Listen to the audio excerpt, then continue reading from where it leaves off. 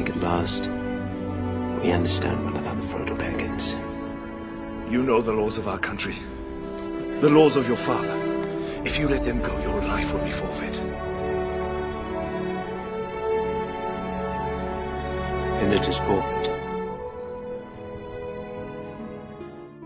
Hey everybody, welcome to the Grey Havens Hour, where we journey into the overlooked corners of Middle-earth to uncover Tolkien's quietest truths. Today, we turn to Faramir, a man born in the shadow of war and family expectations, who made the one choice few ever do. He refused power.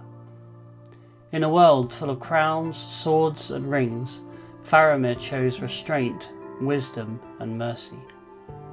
Let's discover why that makes him one of Tolkien's greatest heroes. Faramir is one of the most overlooked heroes in Middle-earth. Not because he lacked courage, not because he didn't face temptation, but because his strength was quiet, measured. And in a world filled with crowns and wars and rings of power, he chose something better. He chose wisdom and mercy, and that, Tolkien tells us, is what makes him truly noble. We meet Faramir in the Two Towers, and at first we brace ourselves. He is Boromir's brother, he is the captain of Gondor, and Frodo carries the One Ring. We know what happens when good men try to bear that burden. We expect him to fail, but he doesn't. Faramir looks at Frodo, at the weapon that could save his city, and says, "I would not take this ring if it lay by the highway, not to a Minas Tirith falling in ruin, and I alone could save her." In that moment, he becomes something rare in Tolkien's world, a man of power who refuses it. Faramir is not blind to Gondor's peril. He knows his people are struggling. He feels the same fear Boromir did. But where Boromir turns to force, Faramir turns to trust. Where Boromir reaches out, Faramir lets go. This isn't weakness, it's self-mastery, and it is hard-won. Faramir had grown up in the shadows of two things, a broken city and a father who cannot love him.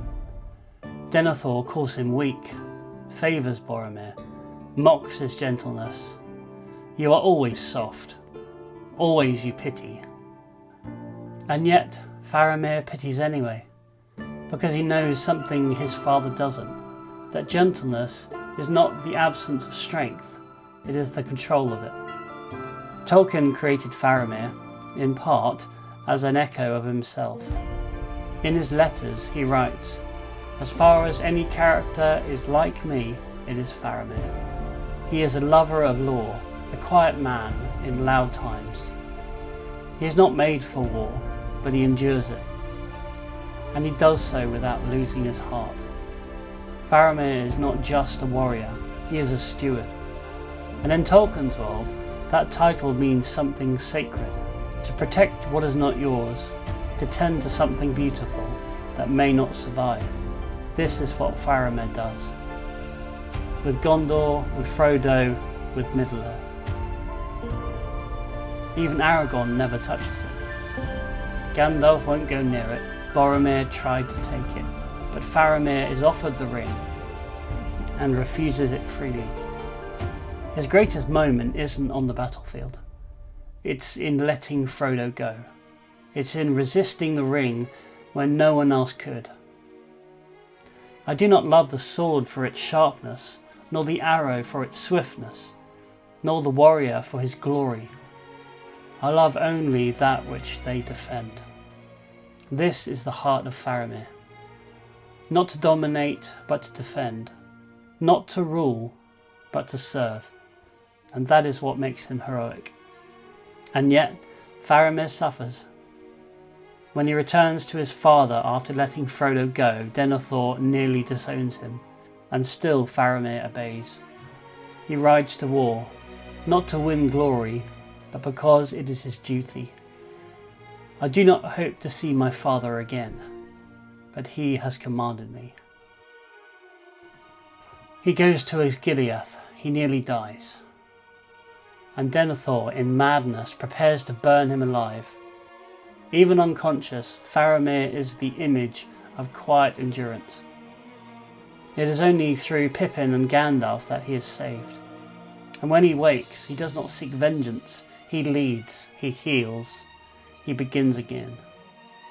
In The Return of the King, Faramir meets Eowyn. She is broken, grieving, full of fire and sorrow.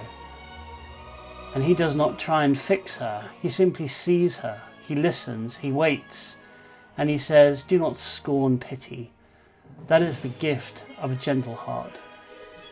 Faramir becomes the steward not only of a city, but of a soul, and in doing so he is healed too. They rise together, not in triumph but in tenderness. Tolkien once wrote, "The most heroic characters are often the most quietly humble." Faramir doesn't slay dragons, he doesn't wear a crown, but he turns away from power, he resists despair, and he loves when it would be easier to close his heart. Faramir reminds us that not all heroes ride at the front of a charge. Some sit in silence, make hard choices and endure. He is the brother who learned, the son who remained kind, the soldier who laid down his sword. Faramir's strength is not in his arm, but in his will. And in the world Tolkien gives us, he is the strength that endures. Thank you for watching.